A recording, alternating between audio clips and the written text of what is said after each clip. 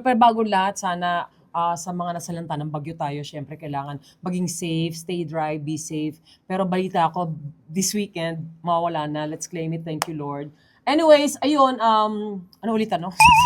Hindi yung syempre milestone to, no? I know, right? Silver Oo. tech. Ba't Gusto kayo. Silver. 25 years. Para sa akin, bihira na ngayon tumatagal nga ng 10 years. Oo. Sabihin natin yan. So, dapat lang i-celebrate. Parang dati lang fetus lang tayo.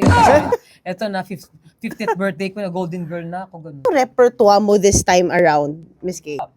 Mix of everything. Mga kinakatok before hanggang sa ngayon.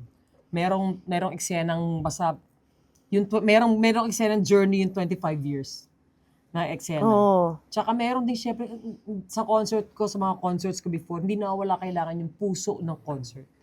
Kailangan meron pa din, as a comedian, meron pa din matatouch yung ano. Oo. Ano po kayo, ticketnet.com.ph, hindi po kayo mag-isisi.